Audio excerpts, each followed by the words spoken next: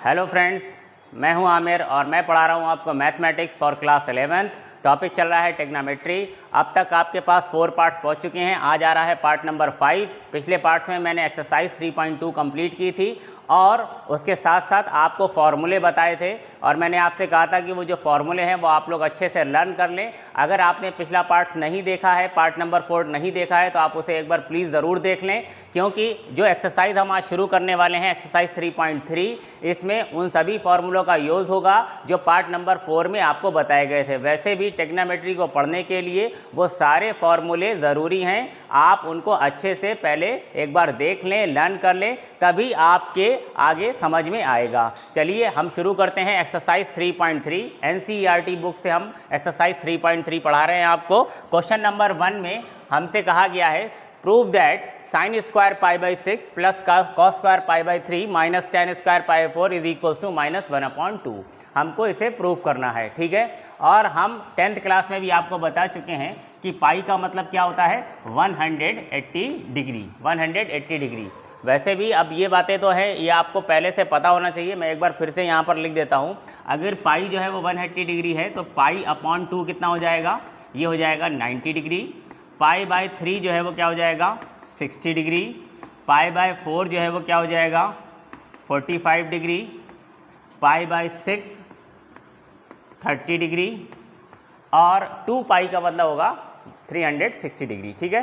तो यहाँ पर अब 11th क्लास में आप देखेंगे कि जो एंगल्स हैं वो सब आपको पाई में दिए जाते हैं, यहाँ पर डिग्री का यूज़ नहीं होता है। और आप भी अपनी कैलकुलेशन जो है वो पाई में ही करेंगे, तो आपको ये सारी बातें अच्छे से क्लियर होनी चाहिए। आप भी एंगल्स को आप किस में लिखेंगे, पाई में ही लिखेंगे। तो आप इसके लिए अपनी थोड़ी सी हैबिट बना लीजिए कि अब एंगल्स को आपको पाई में ही लिखना है, ठीक है। अगर आपको 60 डिग्री लिखना है तो आप पाई बाई 3 यूज़ करेंगे, 90 लिखना है तो पाई बाई 2, 45 के लिए पाई 4, 30 के लिए पाई बाई 6 एंड सो ऑन, ठीक है। तो चलिए शुरू करते हैं। बहुत ही आसान सा क्वेश्चन है। उम्मीद है कि वो आपकी जो टेबल आपने 10th क्लास में पढ़ी थी टेक्नोमेट्रिक वैल्यूज़ के लिए वो आपने देख ली होगी। मैंने आपको पिछले लेक्चर में ही बोला था कि 10th क्लास में जो फॉर्मूले आपको पढ़ाए गए थे उनका भी रिवीजन ज़रूरी है, साथ ही साथ वो टेबल्स, साइन कन्वेंशन, ये सारी बातें देखिए आपको पता होना चाहिए। मैं फिर से अपनी बात दोहरा रहा हूँ कि टेक्नोमेट्री पढ़ने के लिए आपको पीछे के सारे फॉर्मूले, टेबल, साइन कन्वेंशन और जो फॉर्मूले पिछले लेक्चर में यानी कि पार्ट नंबर 4 में मैंने आपको बताए थे वो आपको लर्न होने चाहिए। टेक्नोमेट्री जो है वो एक तरह से फॉर्मूला बेस्ड मैथमेटिक्स है, टोटली बेस्ड है फॉर्मूला पर, ठीक है। तो अगर आपको फॉर्मूले नहीं आते हैं तो हम भी आपकी कुछ खास हेल्प नहीं कर पाएंगे। वैसे जो फॉर्मूले यूज़ होंगे मैं यहाँ पर साथ साथ लिखता जाऊँगा, लेकिन फिर भी आपको फॉर्मूले अच्छे से आने चाहिए। चलिए शुरू करते हैं इस क्वेश्चन को। इसमें हमको ये प्रूव करना है तो इसके लिए मैं पहले क्या ले रहा हूँ, लेफ्ट हैंड साइड ले लेता हूँ। लेफ्ट हैंड साइड जो है वो क्या है sine square pi by 6 plus cos square pi by 3 minus ten square pi by 4, ठीक है। अब इन सारी वैल्यूज़ को आप यहाँ पर पुट कर लीजिए और सॉल्व कर लीजिए, -1/2 आ जाना चाहिए। बहुत ही सिंपल क्वेश्चन है। अब साइन स्क्वायर पाई बाई 6, अब पाई बाई 6 का क्या मतलब होता है, पाई बाई 6 का मतलब होता है 30 डिग्री, ठीक है। तो इसका मतलब यह है साइन स्क्वायर 30। अब साइन 30 की वैल्यू होती क्या है, साइन 30 की वैल्यू होती है 1/2 और क्योंकि यहाँ पर स्क्वायर है तो मैं लगा दूंगा यहाँ पर स्क्वायर। फिर प्लस कॉस पाई बाई 3 और कॉस पाई बाई 3 मतलब 60 और कॉस 60 की वैल्यू क्या होती है, कॉस 60 की वैल्यू भी 1/2 होती है। तो अगेन यहाँ पर आ जाएगा 1/2 और क्योंकि यहाँ पर स्क्वायर है तो मैं यहाँ भी स्क्वायर लगा दूंगा। आगे क्या है minus ten square pi by 4, pi by 4 मतलब 45 और हम जानते हैं कि टेन 45 की वैल्यू क्या होती है 1 होती है। तो हम यहाँ पर 1 ले लेंगे और क्योंकि यहाँ स्क्वायर लगा है तो इस पर भी मैं स्क्वायर लगा दूंगा। सॉल्व कर लीजिए। 1/2 का स्क्वायर कितना हो जाएगा 1/4, 1/2 का स्क्वायर 1/4 और 1 का स्क्वायर 1, 1/4 प्लस 1/4 2/4 मीन्स 1/2। तो ये हो गया है 1/2 माइनस 1, 1/2 माइनस 1 कितना आ जाएगा -1/2, प्रूव। तो बहुत ही सिंपल क्वेश्चन है शुरुआत के 3-4। एक क्वेश्चन मैं और आपको बता देता हूँ। 4 क्वेश्चन जो हैं शुरुआत में वो बहुत ही सिंपल हैं। तो मैंने पहला बता दिया है, एक क्वेश्चन मैं और बता देता हूँ। 2 क्वेश्चन जो मैं छोड़ूंगा वो आप होमवर्क में ट्राई करेंगे। अगर आपको कोई प्रॉब्लम आती है तो आप मुझे कमेंट बॉक्स में बता सकते हैं, ठीक है। तो मैं क्वेश्चन नंबर 3 और ले लेता हूँ। क्वेश्चन नंबर 3, जो कि है cot square π/6 plus cosec 5π/6 plus 3 tan square π/6 is equals to 6। हमको प्रूव करना है कि इसकी वैल्यू जो है वो 6 है। ठीक है, अगेन देखिए π/6 का क्या मतलब होता है, π/6 का मतलब होता है 30 डिग्री। ठीक है, तो यहाँ पर भी π/6 है, ये 30 हो जाएगा। और 5π/6 कितना हो जाएगा, तो 5π/6 वैसे तो मैं ये कह सकता हूँ कि π/6 इंटू 5, और π/6 है कितना, π/6 है 30, और अगर π/6 जो है ये 30 है और 30 की मैं 5 से मल्टीप्लाई करूँ तो ये होता है 150। और इसे लिखने का दूसरा तरीका भी है, अगर कहीं पर लिखा हुआ है 5π/6 तो मैं इसको लिख सकता हूँ पाई माइनस π/6 लिख सकता हूँ। देखिए 6π माइनस पाई 5π/6, तो 5π/6 को लिखा जा सकता है पाई माइनस π/6। और आप जानते हैं कि पाई का क्या मतलब होता है, पाई का मतलब होता है 180 डिग्री, 180 माइनस π/6 यानी कि 30। ठीक है, तो इसी तरह से हम इसकी वैल्यू को कैलकुलेट करेंगे, वो साइन कन्वेंशन का यूज़ करेंगे जो हमने 10th क्लास में पढ़ा था। ठीक है, तो कॉट π/6 मतलब 30, और कॉट 30 की वैल्यू क्या होती है, कॉट 30 की वैल्यू होती है √3, और क्योंकि यहाँ पर स्क्वायर है तो हम स्क्वायर ले लेंगे।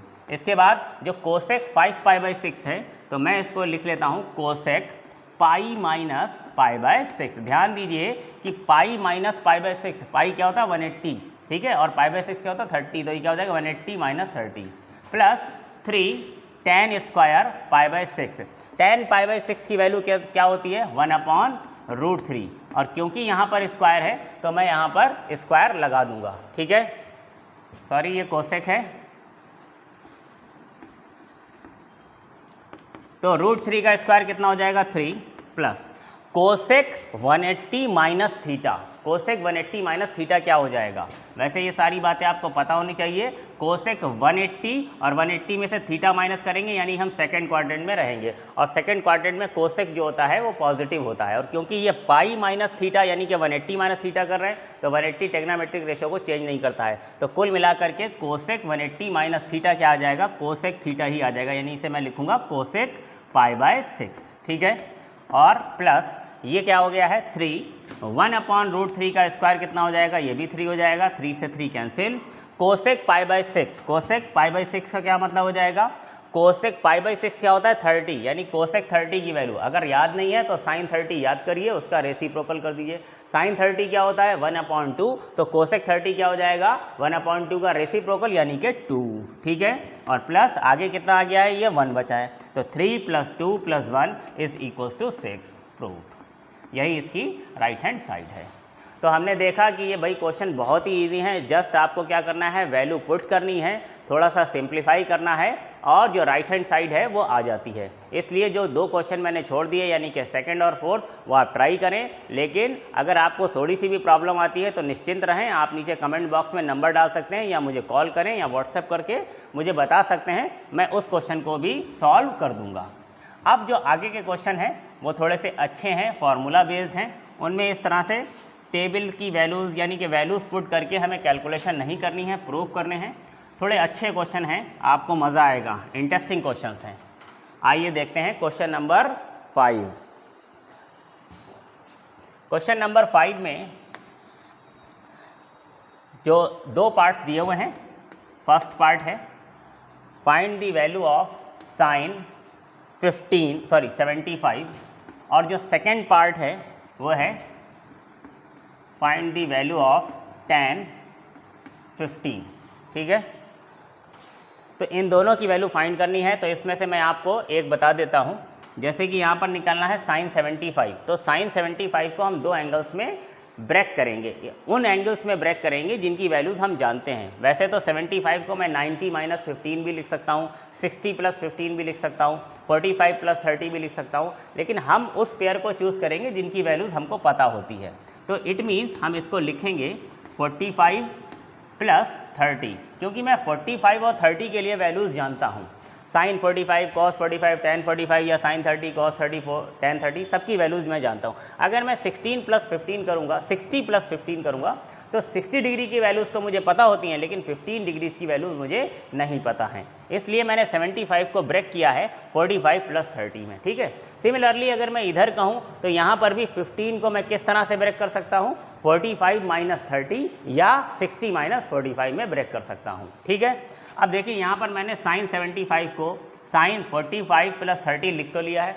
अब मैं आगे क्या करूँगा, तो हमने जो पिछले पार्ट में आपको फॉर्मूले बताए थे, तो वहाँ पर मैंने आपको फॉर्मूला एक बताया था sin a + b के लिए, और sin a + b का फॉर्मूला क्या होता है, sin a cos b + cos a sin b। अगर आपने ये फार्मूले नहीं पढ़े हैं तो आप पिछला पार्ट ज़रूर देखें। ठीक है, तो ये फार्मूला मैं इस पर अप्लाई करूँगा। ध्यान दीजिए, मैं यहाँ पर a किसको बोल रहा हूँ, 45 को, और b किसको बोल रहा हूँ, 30 को। तो इस पर sin a + b अप्लाई कर देंगे। तो sin a मतलब 45 degree, sin a, cos b मतलब 30 डिग्री, उसके बाद प्लस फिर क्या होगा, cos a मतलब 45 और sin b मतलब 30। अब ये सारी वैल्यूज़ हमें पता है, तो हम इन्हें पुट करेंगे और सिंप्लीफाई कर देंगे। sin 45 की वैल्यू कितनी आ जाती है, sin 45 1/√2 मल्टीप्लाई, cos 30 की वैल्यू कितनी होती है, cos 30 मतलब √3/2, उसके बाद प्लस cos 45 की वैल्यू 1/√2 मल्टीप्लाई sin 30 की वैल्यू कितनी होती है, 1/2। तो यहाँ पर अगर मैं देखूँ तो √3 × 1 √3 डिवाइड बाय 2√2 प्लस यहाँ पर कितना हो गया, 1/2√2। यहाँ पर भी 2√2 है, यहाँ पर भी 2√2 है डिवाइड में, तो मैं 2√2 इसका एलसीएम ले सकता हूँ, 2√2, और न्यूमरेटर में क्या आ जाएगा, √3 + 1, √3 + 1। वैसे तो मैं यहाँ भी आंसर छोड़ सकता हूँ, लेकिन अगर आप इसके डिनोमिनेटर को रेशनलाइज करना चाहते हैं, क्योंकि डिनोमिनेटर में देखिए एक इर्रेशनल नंबर आ गया है √2, तो अगर आप डिनोमिनेटर को रेशनलाइज करना चाहते हैं तो इसके लिए आपको क्या करना होगा, √2 से मल्टीप्लाई और डिवाइड करना होगा।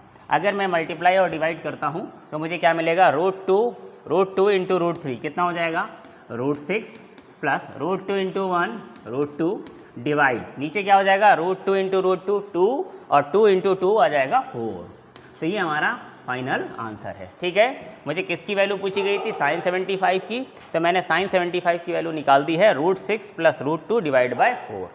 सिमिलरली इसी तरह से मैं tan 15 की वैल्यू भी निकाल सकता हूँ। ठीक है, tan 15 के लिए देखें हम क्या करेंगे, आपको 15 को दो ऐसे एंगल में ब्रेक करना है, जो ऐसे एंगल जिनकी वैल्यूज़ आप जानते हैं। अब अगर मैं ये सोचूं कि मैं इसे 75 - 60 कर दूं, तो देखिए 70 की वैल्यू मुझे नहीं पता है, या मैं कहूं कि 30 - 15 कर दूं, तो मुझे 30 की वैल्यू पता है, 15 की नहीं पता है। तो इसलिए मैं इसे ऐसे एंगल्स में ब्रेक करूंगा जिनकी वैल्यूज़ मैं जानता हूं। तो मैं इसे लिख सकता हूं 45 - 30, या मैं इसको लिख सकता हूं tan 60 - 45।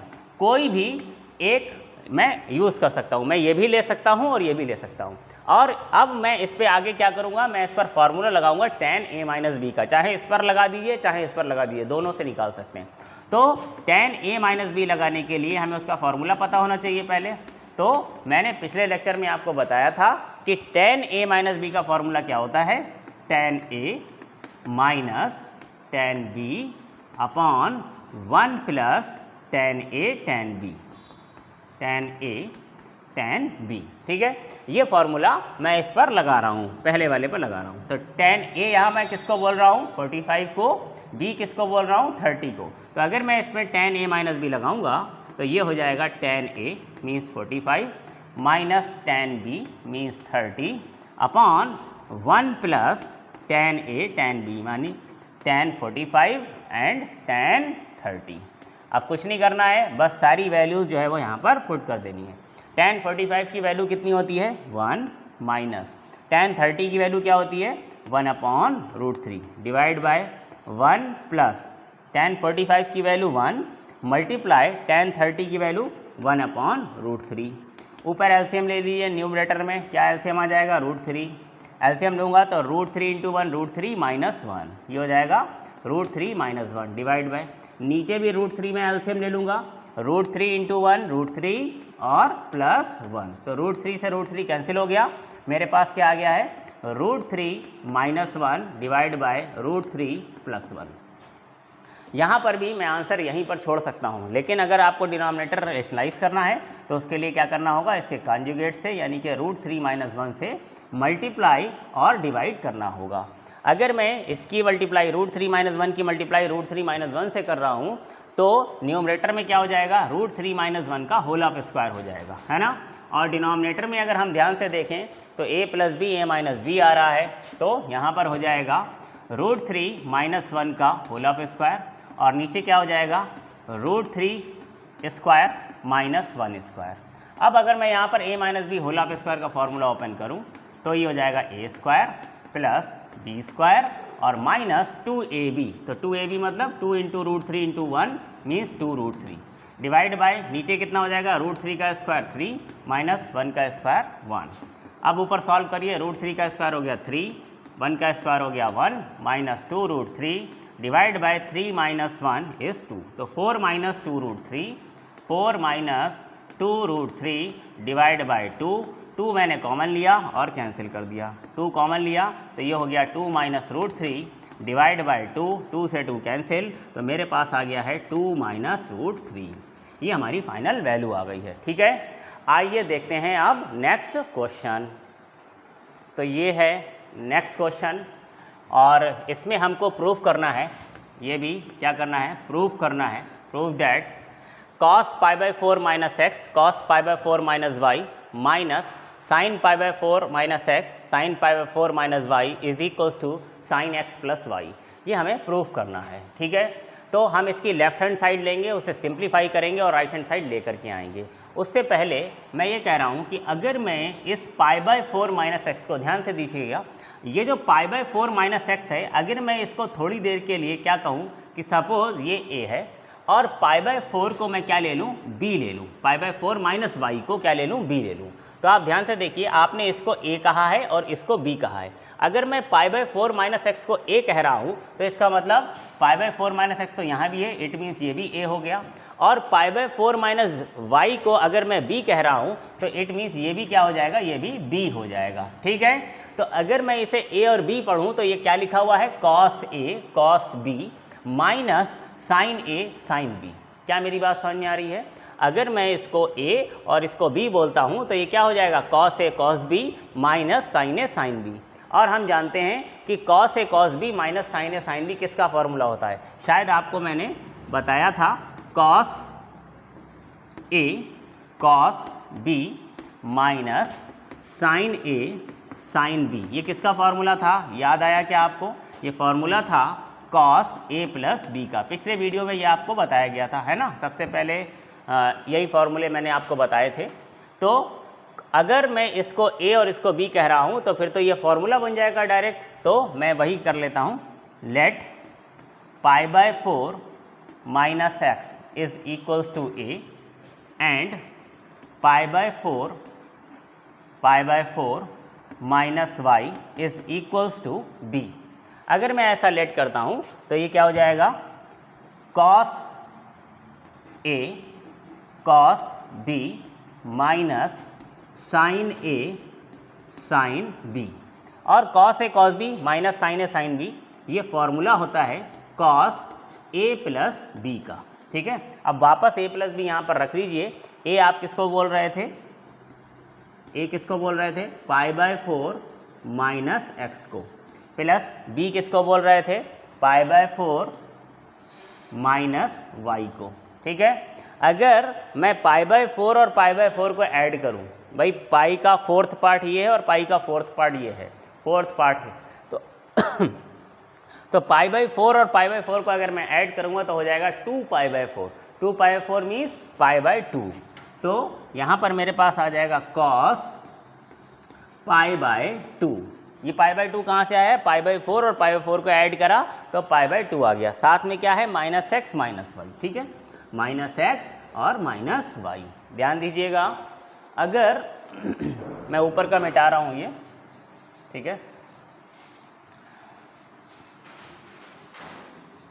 यहाँ पर अगर मैं cos π/2 और इसमें से माइनस कॉमन लूँ, ये माइनस एक्स और माइनस वाई है, इसमें से मैंने माइनस कॉमन ले लिया है, तो ये क्या हो जाएगा एक्स प्लस वाई। तो कुल मिलाकर के मेरे पास आ गया है cos pi by 2 minus x plus y. अब हम जानते हैं पाई बाई 2 का क्या मतलब होता है 90, मैंने बताया भी था अभी। तो कॉस 90 माइनस थीटा क्या हो जाता है साइन थीटा। इसका मतलब cos pi by 2 minus x plus y क्या हो जाएगा साइन एक्स प्लस वाई। ठीक है, sine x plus y proved. तो ये क्वेश्चन भी बहुत ही सिंपल है। और देखिए इस क्वेश्चन में था ही क्या, सिर्फ मैंने क्या किया है पाई बाई 4 माइनस एक्स को a मान लिया है थोड़ी देर के लिए, और पाई बाई 4 माइनस बी को मैंने क्या ले लिया है b ले लिया है। अगर मैं ऐसा लेता हूँ तो मुझे डायरेक्ट दिखाई दे रहा है कि ये एक फॉर्मूला बन रहा है cos A cos B minus sign A sine B, जो कि किसका फॉर्मूला होता है कॉस ए प्लस बी का। बस मैंने यहाँ पर क्या कर दिया कॉस ए प्लस बी कर दिया है। ठीक है, ए और बी की वापस वैल्यू पुट करी और फिर तो वही बेसिक ट्रिग्नोमेट्री 9th क्लास की 10th क्लास की जो हम यूज़ करते हैं, कॉस 90 माइनस थीटा क्या होता है साइन थीटा। इतना सा मैंने किया और मेरी राइट हैंड साइड आ गई, मीन्स ये प्रूव हो गया। आइए देखते हैं next question. Question number 7 prove करना है। इसमें भी देखिए हमें प्रूव ही करना है ना। Prove that tan pi by 4 plus x divide by tan pi by 4 minus x is equals 1 plus tan x divide by 1 minus tan x whole of square. ठीक है, तो इसमें हम क्या करेंगे, जब हम लेफ्ट हैंड साइड लेंगे तो यहाँ पर न्यूमरेटर में tan a प्लस बी का फॉर्मूला लगाएंगे और डिनोमिनेटर में tan a माइनस बी का फॉर्मूला लगाएंगे और इसे सिंप्लीफाई करेंगे और राइट हैंड साइड लेकर के आएंगे। तो tan a प्लस बी और tan a माइनस बी का फॉर्मूला आपको पता होना चाहिए। tan a प्लस बी क्या होता है tan a plus tan b upon 1 minus tan a tan b। और tan a माइनस बी का क्या फॉर्मूला होता है या यहीं पर बता देता हूँ। जब यहाँ पर माइनस होता है तो न्यूमरेटर में माइनस और डिनोमिनेटर में प्लस हो जाता है। ठीक है, तो भाई इसकी लेफ्ट हैंड साइड लेते हैं और उसमें हम ऊपर देखिए क्या है tan pi by 4 plus x है, यानी कि tan a प्लस बी का फॉर्मूला लगाएंगे। और tan a प्लस बी का फॉर्मूला क्या होता है tan a मतलब पाई बाई 4 प्लस tan b, और tan b मतलब यहाँ पर क्या है x, divide by 1 minus tan a tan b। तो 1 माइनस tan a मतलब पाई बाई 4 tan b मतलब x। ठीक है, डिवाइड बाय डिनोमिनेटर में अगर हम देखें तो tan pi by 4 minus x है, यानी tan a माइनस बी का फॉर्मूला हम लगाएंगे। और tan a माइनस बी का फॉर्मूला क्या होता है tan a minus tan b। तो मैं क्या लिखूंगा tan pi by 4 minus tan x divide by नीचे क्या आ जाएगा 1 plus tan a tan b, यानी कि tan पाई बाई 4 और tan x। ठीक, अब सारी वैल्यूज जो आपको पता है वो आप रख दीजिए। सारी मतलब आपको tan पाई बाई 4 की वैल्यू तो पता है, तो जहाँ जहाँ भी tan पाई बाई 4 आया है वहाँ पर उसकी वैल्यू रख दीजिए। tan पाई बाई 4 की वैल्यू क्या होती है 1, पाई बाई 4 मतलब 45 है ना। तो tan 45 क्या होता है 1 होता है, तो मैं वैल्यू रख रहा हूँ। तो यहाँ पर मैं 1 रखूँगा तो ये हो जाएगा 1 प्लस क्या हो जाएगा tan x डिवाइड नीचे देखिए 1 माइनस अब ये tan पाई बाई 4 की वैल्यू आप यहाँ पर क्या रखोगे 1, और इस 1 की मल्टीप्लाई किससे हो रही है tan x से। तो 1 मल्टीप्लाई बाय tan x क्या आ जाएगा, यहाँ पर सिर्फ tan x आ जाएगा। तो ये हो जाएगा 1 माइनस tan x डिवाइड नीचे भी आप देखें तो tan पाई बाई 4 की वैल्यू है 1, तो यहाँ हो जाएगा 1, आगे क्या है minus tan x, 1 minus tan x divide नीचे क्या हो जाएगा 1 प्लस पाई बाई 4 की वैल्यू tan पाई बाई 4 की वैल्यू फिर से 1 है, 1 की मल्टीप्लाई tan x से होगी, तो यहाँ क्या आ जाएगा tan x। ठीक है, अब इस सिचुएशन को सॉल्व करने के लिए हम क्या करते हैं, तो इधर देख लीजिए। वैसे मैं दसियों बार ये बात बता चुका हूँ कि कभी ऐसी सिचुएशन आए आपके पास a upon b divide by c upon d, तो जो फ्रैक्शन न्यूमरेटर में है a अपॉन बी उसे हम सीधा रखते हैं, और जो फ्रैक्शन डिनोमिनेटर में है उसे रेसिप्रोकल करके मल्टीप्लाई कर देते हैं, यानी कि d अपॉन c कर देते हैं, है ना। 3rd 4th क्लास में कभी ये बताया जाता है। तो ऊपर वाला जो फ्रैक्शन है, यानी कि ऊपर वाली जो वैल्यू है न्यूमरेटर में, उसको मैं सीधा रखूँगा और डिनोमिनेटर वाले का रेसिप्रोकल करके मल्टीप्लाई कर दूंगा। तो मैं इसे किस तरह से लिखूँगा, न्यूमरेटर में क्या है, ये है 1 plus tan x divide by 1 minus tan x। ठीक है, इसको तो मैंने ऐसे ही सीधा रखा है, और उसके बाद मल्टीप्लाई डिनोमिनेटर में जो है उसको हम रेसिप्रोकल कर देंगे, है ना। तो रेसिप्रोकल करेंगे तो 1 प्लस tan x ऊपर आ जाएगा 1 प्लस tan x और डिवाइड 1 माइनस tan x नीचे हो जाएगा 1 माइनस tan x। ठीक, अब अगर मैं ध्यान से देखूं तो ये भी 1 प्लस tan x है, ये भी 1 प्लस tan x है, मीन्स 1 प्लस, या ये कहें कि 1 plus tan x divide by 1 minus tan x, और ये भी क्या है 1 plus tan x divide by 1 minus tan x। इसकी मल्टीप्लाई हो रही है तो क्या हो जाएगा, होल ऑफ स्क्वायर हो जाएगा। तो मेरे पास आ गया 1 plus tan x divide by 1 minus tan x और इसका होल ऑफ स्क्वायर। ठीक है, और यही हमको प्रूव करना था, प्रूव्ड। ठीक है, यही तो राइट हैंड साइड थी।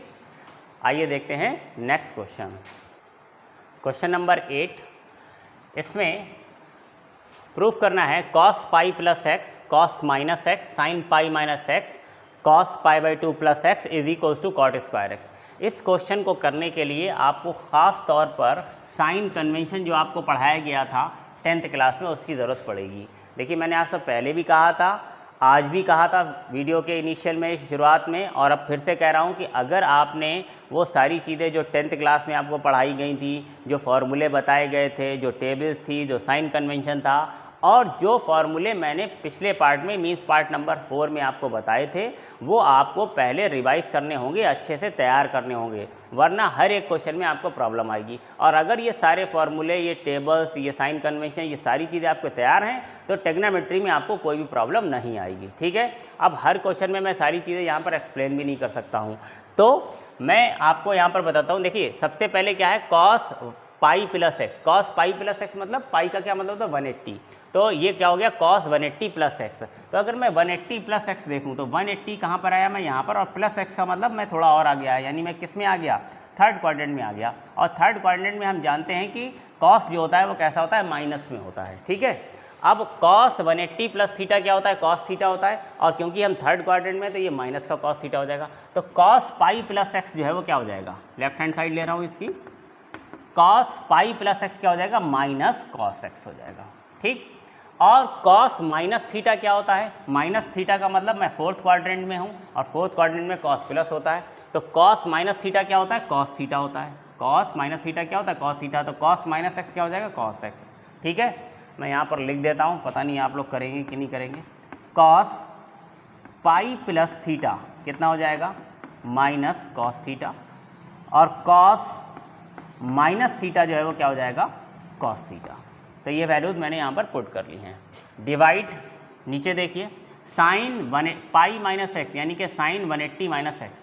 अगर साइन 180 माइनस एक्स की बात करें तो 180 यहाँ पर आएगा, और माइनस एक्स करने का मतलब मैं पीछे लौट गया हूँ, यानी कि मैं सेकंड क्वाड्रेंट में हूँ, और सेकंड क्वाड्रेंट में साइन जो होता है वो कैसा होता है, पॉजिटिव होता है।